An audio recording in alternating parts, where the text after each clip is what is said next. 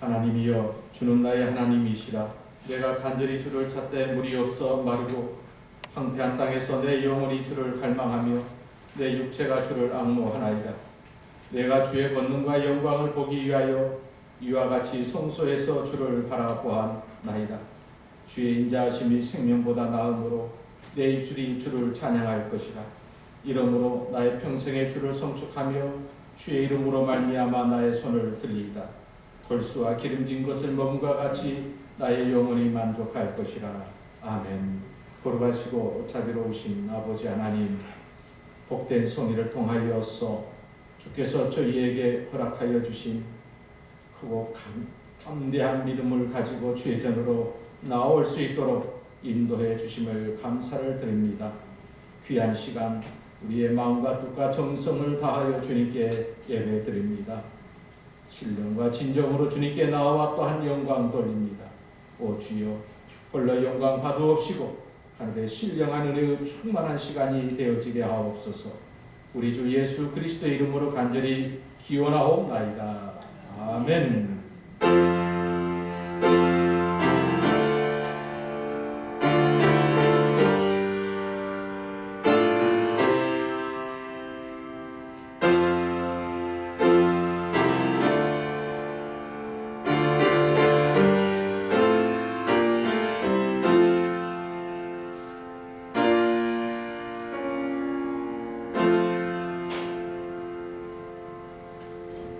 찬송 618장 드립니다.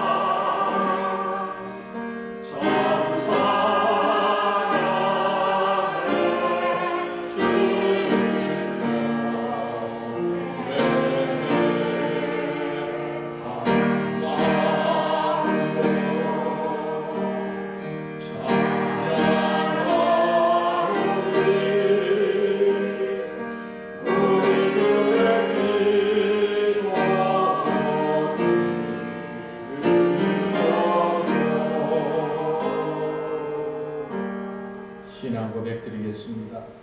나는 전능하신 아버지 하나님 천지의 창조주를 믿습니다. 나는 그의 유일하신 아들 우리 주 예수 그리스도를 믿습니다.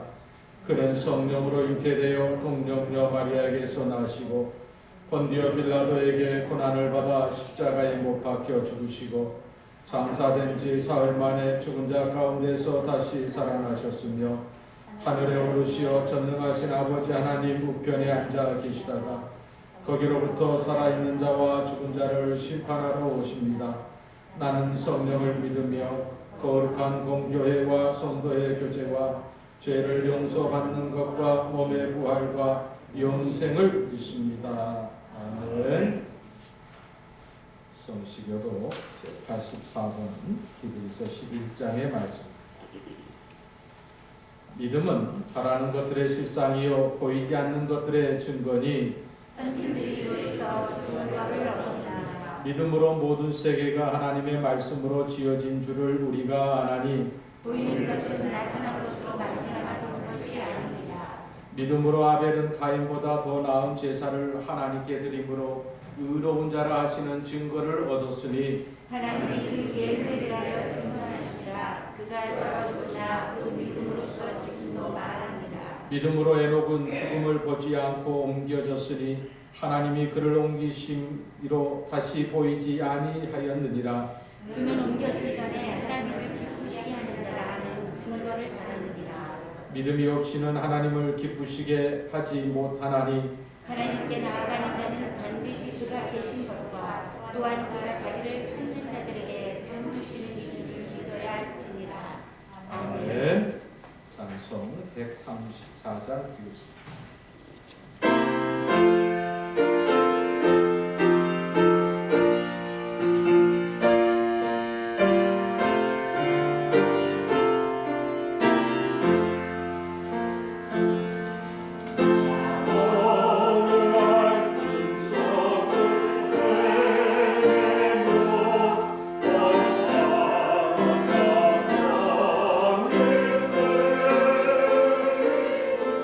그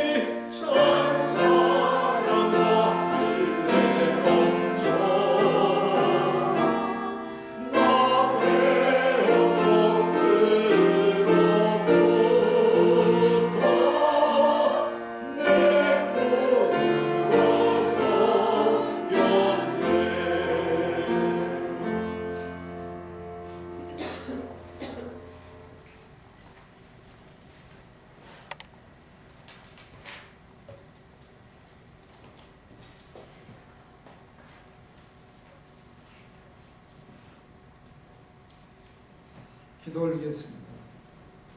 내가 부르실 때 나 여호와가 응답하겠고 내가 부르실 때 내가 여기 있다 하리라. 만일 내가 너희 중에서 멍에와 손가락질과 허망한 말을 제하여 버리고 줄인 자에게 내 심정이 동하여 괴로워하는 자의 심정을 만족하게 하면 내 빛이 흑암 중에서 떠올라 내 어둠이 낮과 같이 될 것이며 여호와가 너를 항상 인도하여 메마른 곳에서 내 영혼을 만족하게 하여 내 뼈를 견고하게 하리니 너는 물된 동상 같겠고 물이 끊어지지 아니하는 샘 같을 것이라. 하나님 아버지 감사합니다. 오늘도 여러 가지 모습으로 주님 앞에 나와서 영광 돌리게 하시며 주의 전에서 머리 숙인 많은 백성들에게 은혜를 베풀어 주시니 감사합니다. 하나님 아버지 정말로 험하고 힘든 이 세상을 살아가는 데 있어서 하나님 하루가 살아가는 것이 기적이라는 것을 생각할 때 하나님을 정말로 나의 구주로 날마다 영접하고 저 천국만 바라보면서 하루하루를 기쁨과 감사와 승리의 삶을 살아갈 수 있도록 저희들에게 성령의 도우심을 받을 수 있도록 함께하여 주시기를 원합니다. 하나님, 인간은 아무리 의학이 발달하고 또한 여러 가지 모습으로 편리하고 정말로 인간이 그 어느 것을 의지하지 않고도 살 수 있다는 그런 막연한 생각을 하나님 교만한 생각을 하였기에 주께서 하나님 아버지 얼마나 인간이 연약하고 정말로 하나님을 의지하지 않고는 한시도 살 수 없고 불안함 속에서 살아가는 아버지 수밖에 없다는 것을 깨닫게 하시니 감사합니다. 저희들에게 겸손과 온유의 은혜를 베풀어 주시고 특별히 하나님 아버지 우리 신흥재단을 다시 한번 구별해 살펴주시기를 기도합니다. 이럴 때일수록 저희들이 말씀에 의지하여 기도하면서 정말로 헐거는 졸라매고 하나님만을 바라보는 귀한 신흥의 재단이 될 수 있도록 도와주시기를 기도합니다. 아버지 이럴 때일수록 아버지 안 믿는 자와 정말 멍에를 같이 하지 않도록 도와주시며 특별히 하나님 아버지 이런 혼란 속에서도 하나님 아버지 교회에 나오지 못하는 많은 성도들이 있습니다. 그 성도들이 넘어지지 않도록 저희들이 서로 하나님 아버지 권면하고 사랑하고 아버지 중보 기도하면서 그들을 이끌어낼 수 있는 귀한 아버지 시간이 되게 도와주시기를 기도합니다. 아버지 이 재단에서 흘러나오는 모든 찬양과 경배를 주님 받아주시고 하나님 아버지 국리를 이어주시기를 기도합니다. 정말로 이 재단이 다시 한번 영적인 재단이 될 수 있도록 주께서 함께해 주시며 하나님을 의지하지 않고는 한시도 살 수 없다는 것을 깨닫는 귀한 재단이 되게 도와주시기를 기도합니다. 하나님 얼음에 처한 성도들이 있습니까? 얼음 안겨 주시고 연약한 자 있습니까? 하나님 아버지 그곳에 손을 얹고 기도할 수 있도록 도와주시며 그들에게 주의 은혜가 함께 임할 수 있도록 주께서 함께해 주시기를 기도합니다. 아버지 한속히 모든 성도들이 주님 앞에 나와서 영광과 찬양과 기도로 올릴 수 있는 시간이 속히 오게 도와주시기를 기도합니다. 오늘 말씀을 전하는 귀한 종에게 함께해 주시며 정말 우리가 사순절에 더욱더 경건하고 주님의 십자가를 바라보는 시간이 되게 도와주시기를 기도합니다. 사랑하고 축복합니다. 예수님 이름으로 기도하겠습니다. 아멘.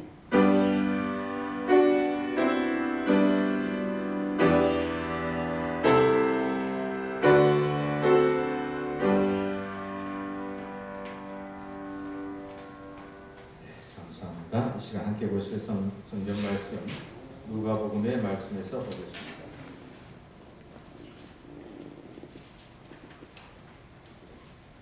누가복음 제22장 39절로 46절까지의 말씀입니다.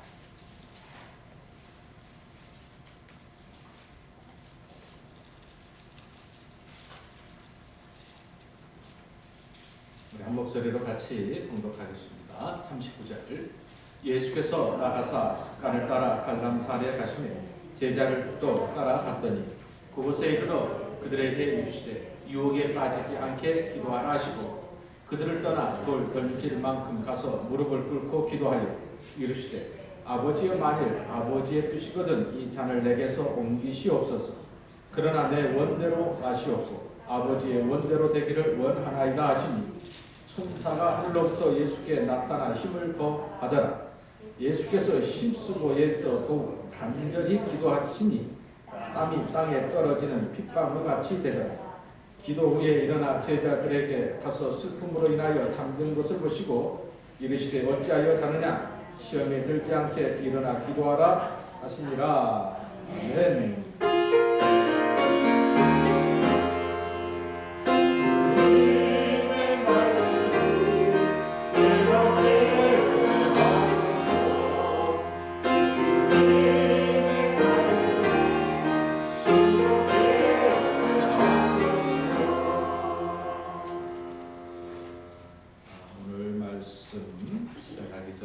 찬양 먼저 시작하겠습니다. 여러분 찬송가 302장 304주 하나님 넓고 큰 은혜는 이 사순절 기도의 시간들을 통해서 내주 하나님 넓고 큰 은혜 저 바다 그 큰 바다를 향해서 나아갈 수 있는 그 은혜를 경험하는 귀한 시간들이 되어지길 바라면서 302장 찬양 드리겠습니다.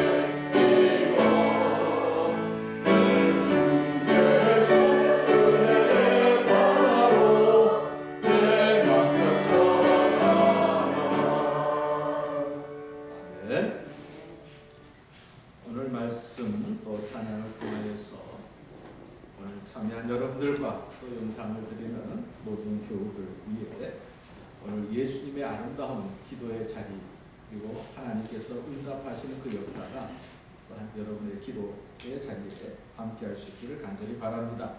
지금은 사순절 기간입니다.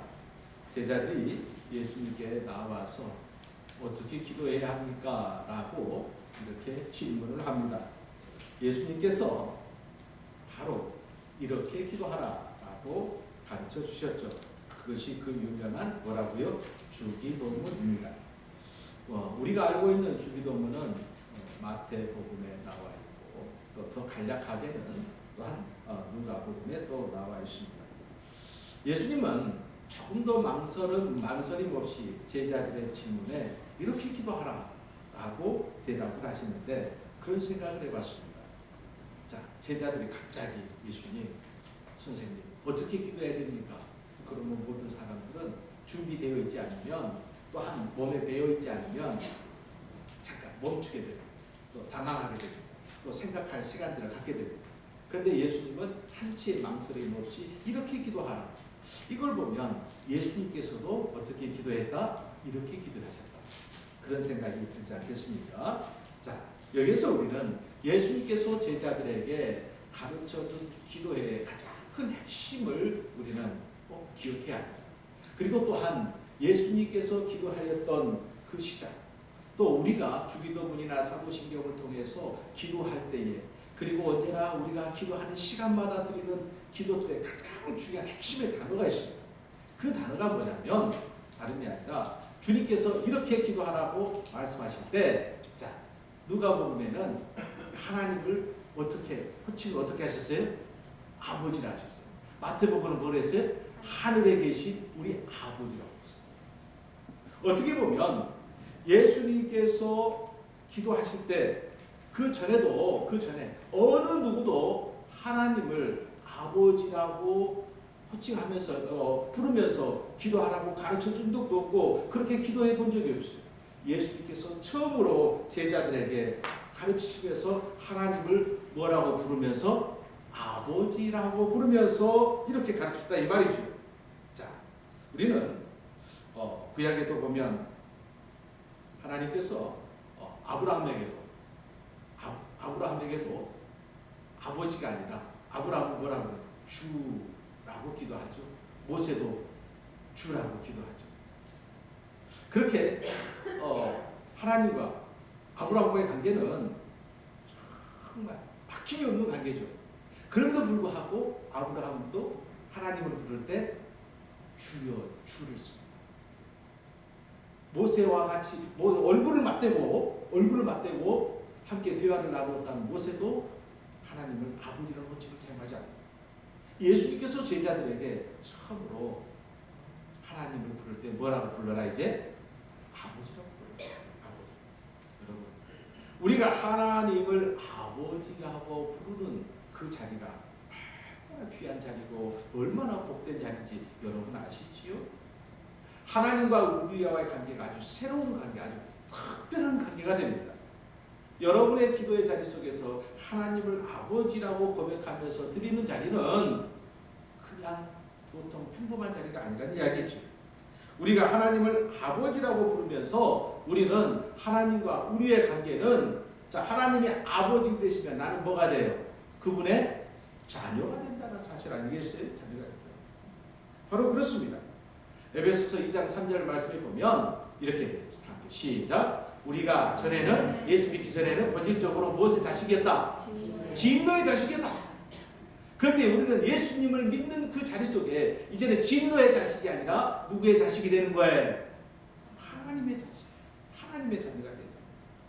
여러분, 그래서 우리는 하나님을 아버지라고 부를 수 있는 거예요. 로마서 8장 15절 말씀에 함께 보겠습니다. 시작. 너희는 다시 무서워하는 종의 영을 받지 아니하고 양자의 영을 받았으므로 우리가 아빠, 아버지라고 부르니라. 그래서 어떻게 보면 아랍어로 아빠라는, 자녀가 아버지를 부를 때 아버지라고 부르지 않고 아빠라고 부르잖아. 이게 나이가 들어도 아빠, 엄마 아주 친숙한 거죠. 이거 아무나 부르는 거 아니죠. 자, 여러분 기억하시길 바랍니다. 내가 기도하는 그 자리 속에서 하나님을 아버지라고 부르는 순간 나는 그분의 자녀가 되어진다는 사실을 기억하시기 바랍니다. 그리고 또한 내가 하나님을 아버지라고 부름을 통해서 우리는 하나님의 뭐가 된다고요? 상속자가 된다라고. 상속자. 어쩌면 자, 로마서 8장 17절 말씀에 이렇게 되어 있어요. 시작. 우리가 하나님의 자녀라는 사실은 하나님의 상속자가 되는 것을 의미합니다. 우리는 하나님의 상속자이며 또한 그리스도의 공동의 상속자입니다. 근데 이것을 직역을, 영어 성경을 직역해서 훨씬 쉽게 되어 있어요. 한번 볼까요? 시작.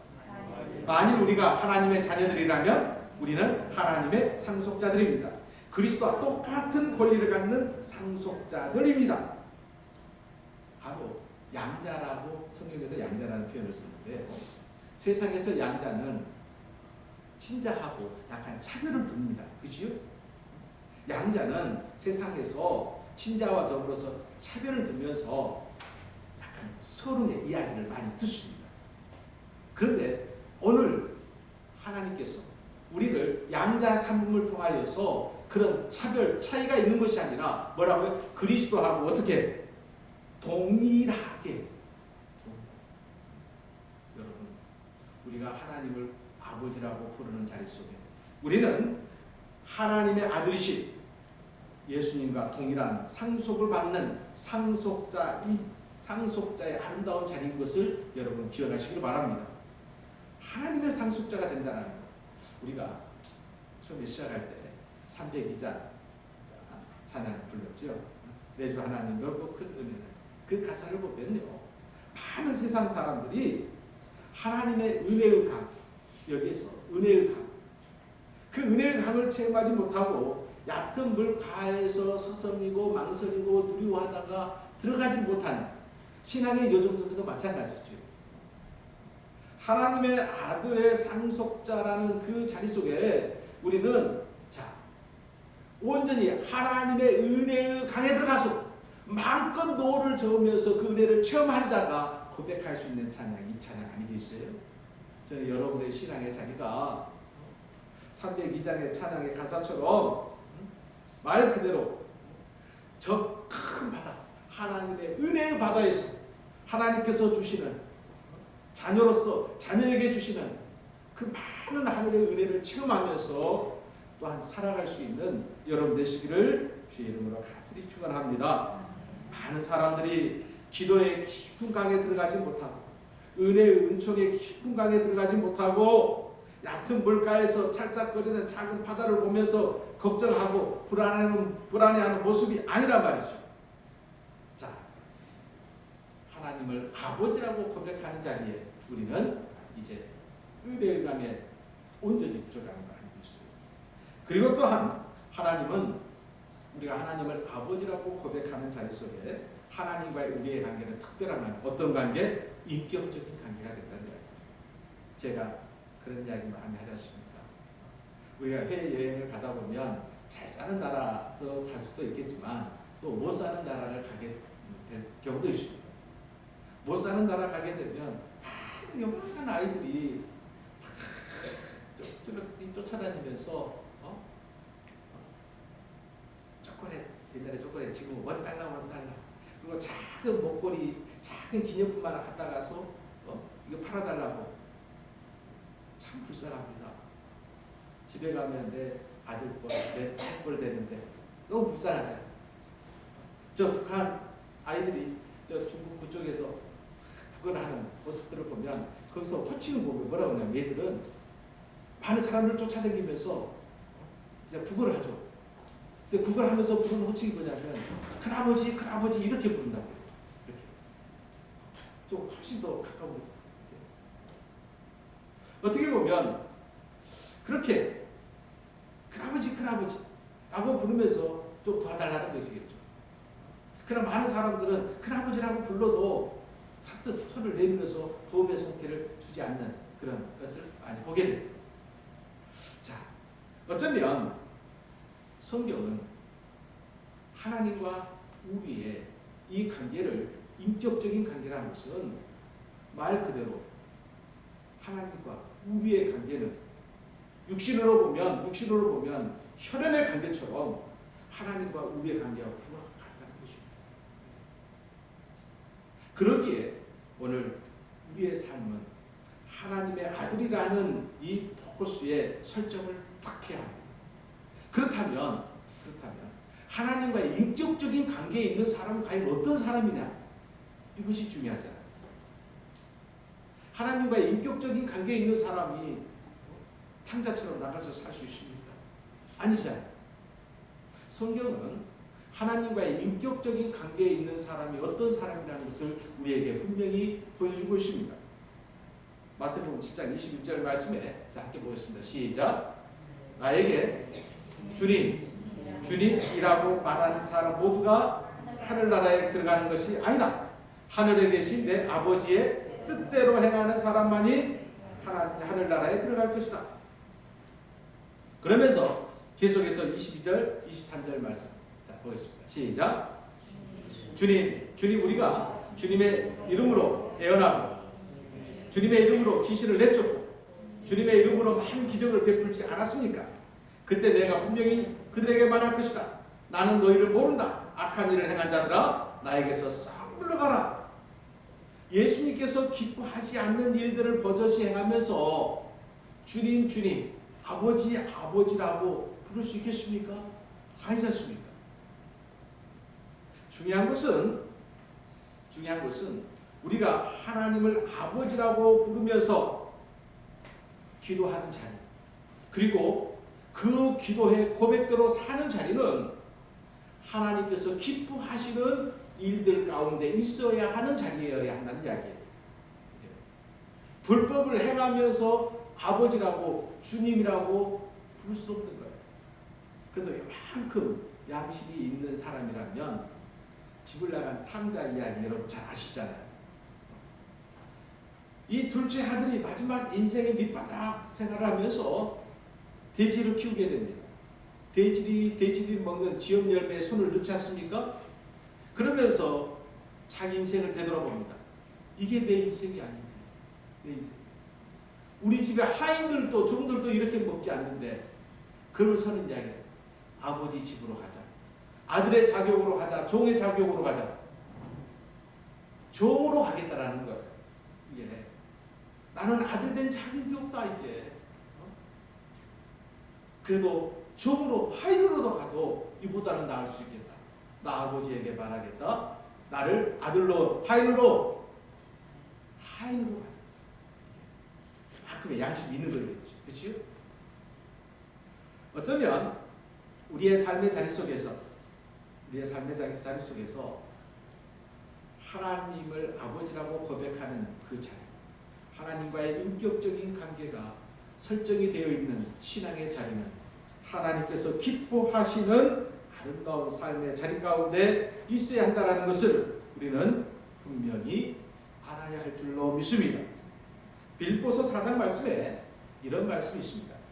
자, 아무것도 염려하지 말고 모든 일에 기도와 간구로 감사함으로 너희 구할 것을 하나님께 아뢰라. 그리하면 모든 지각에 뛰어난 하나님의 평강이 너희 마음과 생각을 지키시리라. 참 이 말씀은 모든 크리스찬들이 너무너무 좋아한 말씀이고, 특별히 이 말씀은 집안의 성부가 되어서 큰 액자에 많이 담겨져 있는 말씀이죠. 그런데 이보다 더 중요한 말씀이 있어요. 사도 바울이 이 말씀을 하고 난 다음에 바로 그 다음 말은 사실은 부담스러운 말이에요. 그래서 이 다음 말은 잘 안 읽어, 묵상하지 않아요. 그 다음 말이 뭐겠어요? 시작. 형제 여러분, 참되고 거상하고 옳고 순결하며 아름답고 존경할 만한 것들을 생각하십시오. 여러분이 나에게서 배운 것과 받은 것들을 행동으로 옮기십시오. 그러면 평화의 하나님께서 여러분과 함께 하실 것입니다. 그죠? 사도 바울은 왜 이 기도에 대한 말씀 끝에 이렇게 결론을 지었을까요? 사도 바울은 기도자들의 마음에는 무엇으로 채워야 한다? 하나님께서 기뻐하시고 정말 하나님께서 원하시는 일들로 채워야 한다는 거예요. 정말 기도하는 자리는 기도하는 자에게 있어서의 마음은 하나님의 기쁨의 일들로 채워야 한다는 거예요. 자, 우리가 시편의 말씀을 보면 여호와께서 자기를 위하여 경건한 자를 택하신 줄 너희가 알지어다. 내가 그를 부를 때 여호와께서 들으시리라. 너희는 떨며 그 다음 시작 범죄하지 말지어다. 자리에 누워 심중에 말하고 잠잠할 것이다. 여러분 왜 우리가 매일 말씀을 묵상하고 매일 기도해야 되는 이유가 바로 저거예요. 우리 마음에 하나님의 기쁨으로 가득 충만케 채우기 위해서는 끊임없이 자기의 쥐고 있는 것, 이 모든 것들을 놓아야 되는 훈련이 필요한 거 아니겠어요? 그러면서 여호와의 성막에 장막에 머무를 자 누구고 성산에 거할 자가 누구인가? 어떤 사람이라고요? 정직과 의를 실천하며 그 마음에 진실이 충만한 자라고 그랬어요. 하나님을 아버지라고 부르는 자리, 이 기도하는 자리 위에는 하나님의 기쁨의 자리, 하나님의 합당한 마음으로 충만케 채워야 하는 기도자의 마음을 우리는 기억해야 할 줄로 믿습니다. 그러면서 우리가 많은 사람들이 부담스러워하는 말이지요. 예수님께서도 여기에 대해서 언급을 하셔요. 예수님께서 하나님이 가장 기뻐하는 자리가 예배의 자리, 우리가 하나님께 가장 영광 돌릴 수 있는 자리는 또 예배의 자리. 우리는 예배의 자리를 통해서 하나님과 우리와의 특별한 관계가 만들어지는 거 아니겠습니까? 그래서 믿음의 사람들은 가는 곳마다 제단을 쌓았고, 그리고 힘들고 어려울 때마다 또 제단을 쌓았고, 그렇죠? 여러분, 예배의 자리는 하나님께서 우리에게 주신 특별하고 의미 있는 자리고 특별한 관계의 자리라는 사실을 기억하시길 바랍니다. 예수님께서 이 예배의 자리에 나아갈 때에 어떤 마음을 가지고 나아가야 할 것인가를 말씀하십시오. 그렇죠? 뭐라고요? 시작. 그러므로 내가 제단에서 예물을 드릴 때 내 형제가 너에게 나쁜 감정을 갖고 있는 것이 생각나거든 제물을 제단에 예물 놓고 가서 내 형제와 화해하여라. 그 후에 다시 와서 예물을 바치라. 무슨 말이겠습니까? 마음이 오늘 주보에서도 뒤에 글이 바로 이 마음에 무엇으로 채울 것이냐, 무엇으로 채울 것이냐.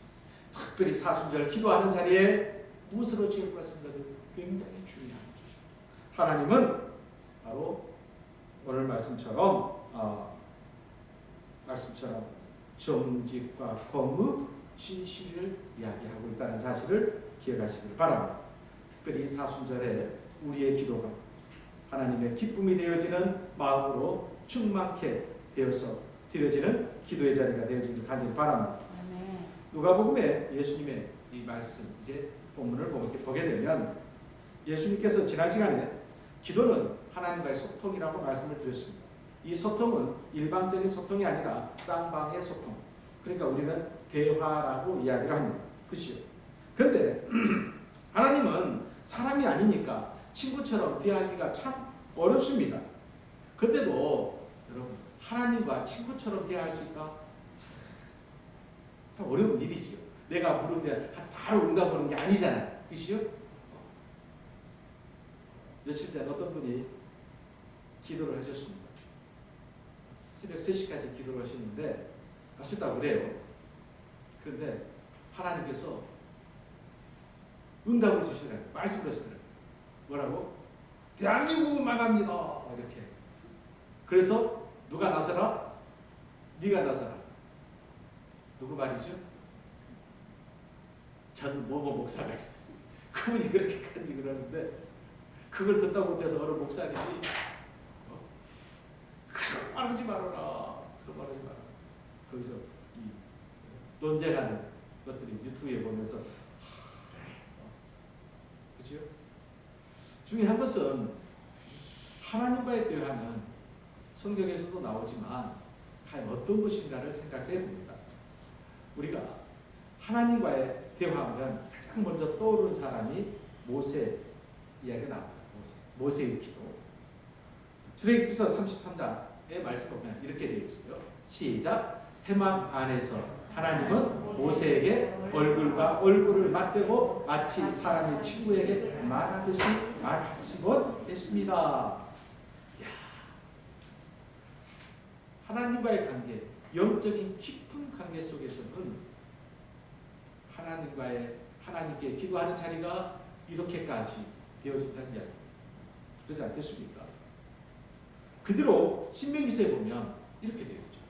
모세와 같은 예언자는 그대로 한 사람도 나타나지 않았습니다. 모세는 여호와께서 얼굴과 얼굴을 마주하여 말씀하신 사람이었다. 이렇게 이야기해요. 얼굴을 맞대고 말씀하셨다라는 이 사실. 아, 그래요.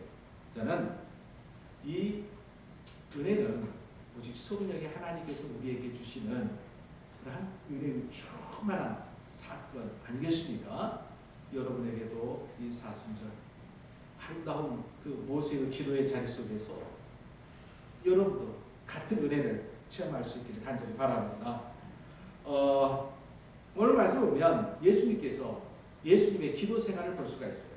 예수님의 기도 생활 어떻게 했다? 습관을 쫓았다. 여러분, 제가 여러분께 늘 강조하는 거죠. 기도하는 시간, 말씀을 보는 시간만큼은 잘 어떻게 해라? 생활하라. 그 다음에 뭐해라? 습관하라. 그 다음 뭐예요? 체질하라. 여러분, 우리가 몸이 안 좋아서 몸에 알레르기 반응들이 많이 일어나잖아요. 그러면 특별히 한의원에 가게 되면 진료를 딱 한 다음에 뭐라고 이야기 많이 하죠? 체질 이야기를 많이 해요. 체질. 이거 체질은 약으로도 안 되는 거예요. 이게 그러잖아요. 약으로도 안 돼요. 뭘 바꿔요? 몸 체질을 바꾸면 이것은 나을 수 있는 병이라고 이야기를 하는 거예요. 근데 음식을 바꾸면, 생활 습관을 바꾸면 나을 수 있다는 거예요. 근데 이게 하루 이틀에 되냐 이 말이에요. 그러잖아요. 안 되는 거예요.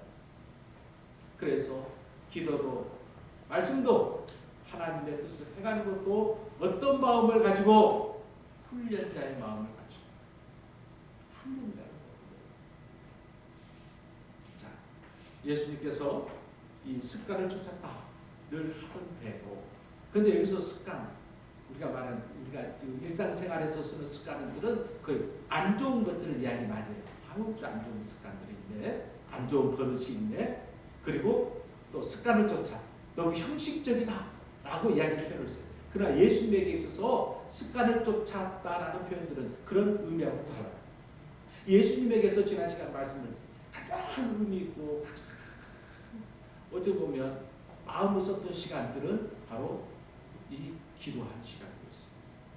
새벽에는 성전에 나아가서 밤에는 산에 올라가서 아마 여러분들 부모님들 같은 경우는 전에는 산기도 많이 다녔다는 이야기를 많이 들으셨을 거예요. 그렇죠.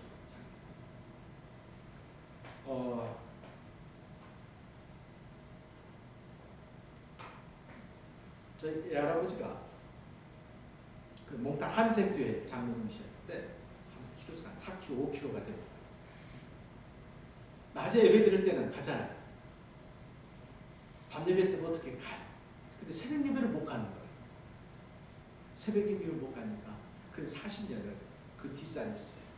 그 뒷산에서 1시간, 2시간씩 기도를 하세요. 그리고 내려오면 6시경에 새벽 기도를 집에서 드렸어요.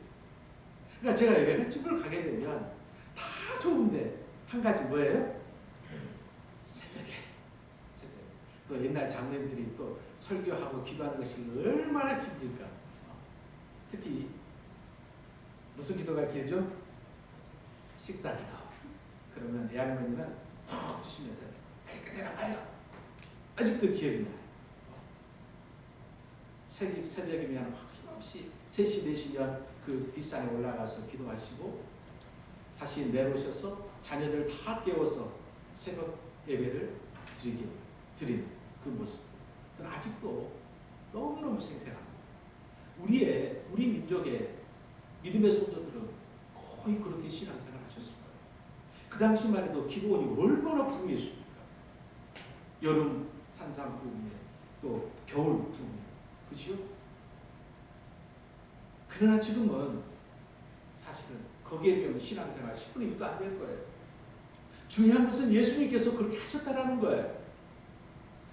새벽 그리고 저녁 시간으로 하나님과의 그러한 관계 속에서 이 기도의 시간에 가장 많은 시간, 가장 심혈을 기울이는 시간이 기도의 시간이었다라는 사실이에요. 여러분께서도 저는 여러분께 얼마나 감사한지 몰라요. 말씀 묵상하고 또한 매일 아침 기도하는 이 카톡 올 때마다 여러분 귀찮잖아요. 그런데 저는 그걸 들을 때마다 막 오늘 누가 1등 했을까가 아니라 우리 집사님이 응답하셨는데 우리 집사님도 함께 하셨는데 여러분 훈련이라고 그랬잖아요.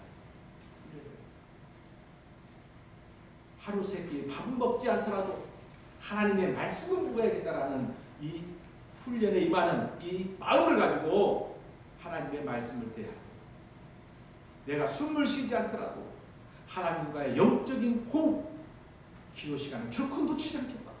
이런 마음을 가지고 우리가 기도의 자리를 지킵니다.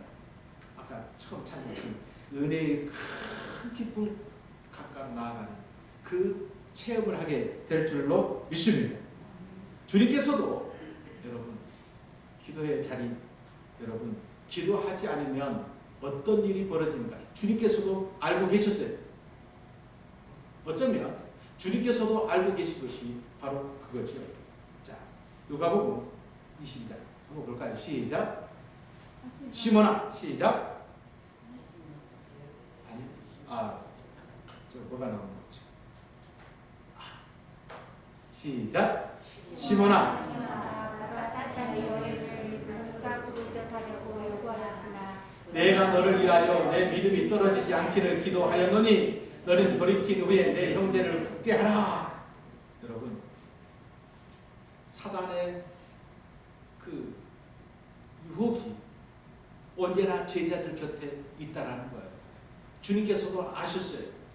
그래서 어쩌면 사단이 욥을 시험하듯이 사단이 베드로를 시험할 것이라 주님은 알고 계셨다 이 말이죠. 그래서 주님께서 내가 너를 위하여 기도하겠다라고 이야기하는 거예요. 그렇지 않겠습니까?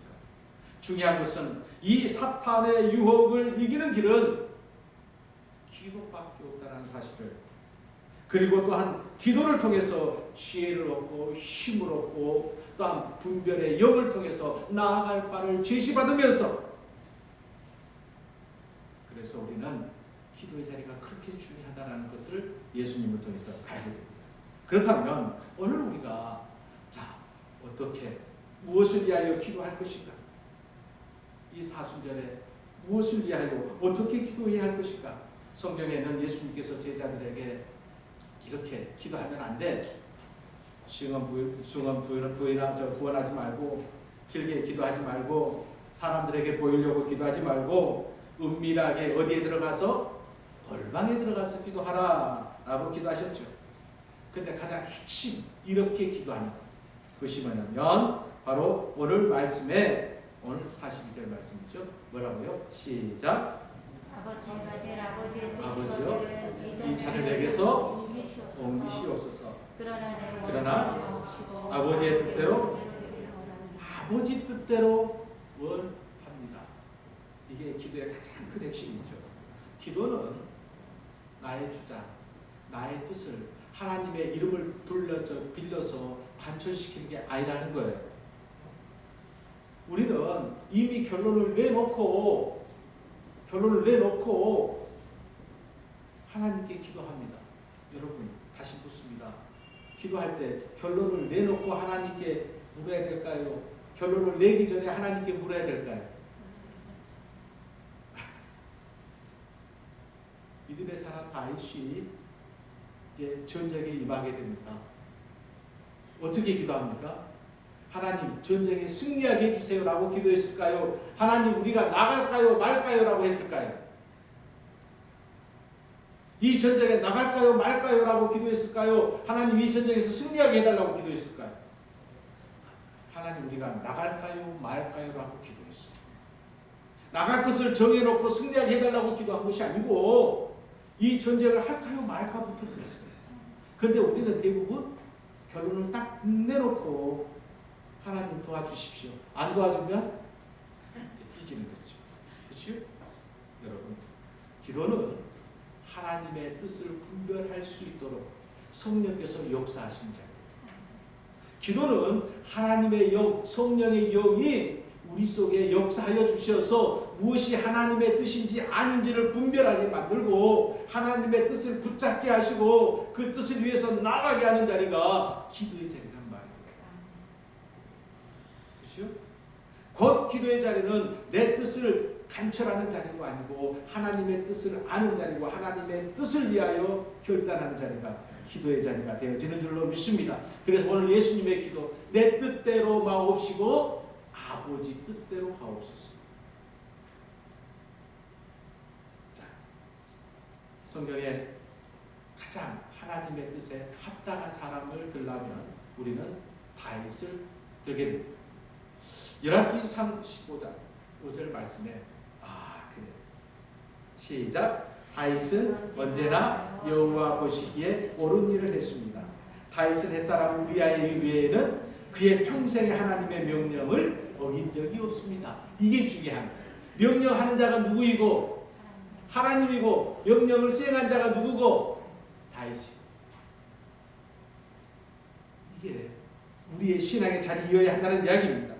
바로 그렇습니다. 그래서 우리는 기도의 아름다운 생활 속에 그 은혜는 우리에게 하나님의 능력이 임하는 자리고 하나님과의 관계가 조화를 이루는 자리가 되어지는 줄로 믿습니다. 왜? 왜 기도의 자리가 능력이 될까요? 하나님께서 응답하시기 때문에 그럽니다. 왜 하나님과 조화가 이루어지는 걸까요? 그것은 바로 하늘의 뜻이 이루어지기 때문에 바로 그렇습니다. 이 특별히 사순절 기도, 예수님의 기도 습관을 쫓아서 하나님의 뜻을 이루는 아름다운 자리, 바로 여러분의 자리. 특별히 이 시대는 정말 혼란과 혼돈의 시대 우리는 살아가고 있습니다. 이 사순절에 그만큼 우리에게 중요한 자리라는 사실을 깨닫고 시간 말씀을 붙잡고 기도의 자리를 통해서 하나님의 뜻을 분별하고 하나님께서 주시는 귀한 사명에 정말 순종함으로 감당하는 우리 신앙의 모든 식구들 되시기를 주의 이름으로 간절히 축원합니다. 기도드리겠습니다. 생명의 주가 되신 여호와 하나님, 특별히 사순절 통하여서 우리가 주님의 뜻을 온전히 보기를 원합니다. 또한 주의 뜻에 온전히 순종하기를 원합니다. 분별의 영을 더하여 주시고 또한 명철의 또한 결단의 영을 더하여 주시어서 오늘 혼란과 혼돈의 시대 속에서 정말 우리 크리스찬들이 제대로 살아갈 수 있도록 주의 은혜를 더하여 주옵소서. 예수님의 이름으로 기도드립니다. 아멘.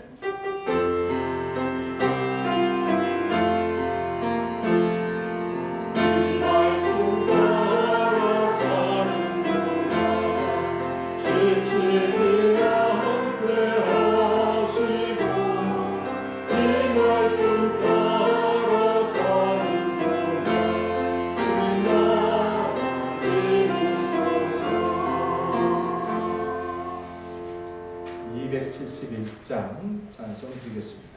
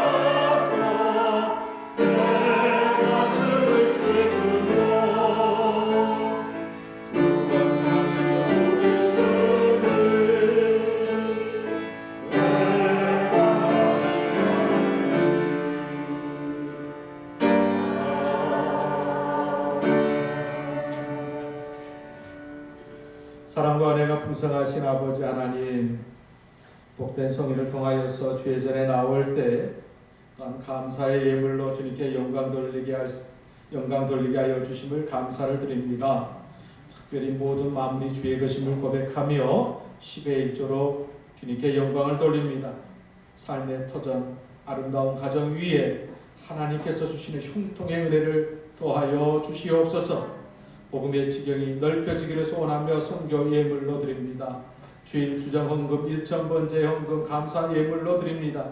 아름다운 신앙 고백 위에 오 주여 주의 뜻이 이루어지는 귀한 일들만 있게 하여 주시옵소서.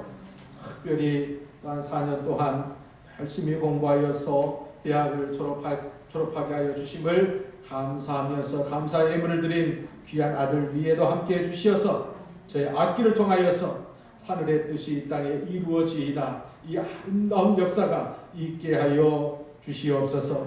우리가 이 땅을 살아가면서 육신의 연약함을 통해서 또한 물질의 없음을 통해서 공부하지 아니하도록 주여 붙들어 주시옵소서.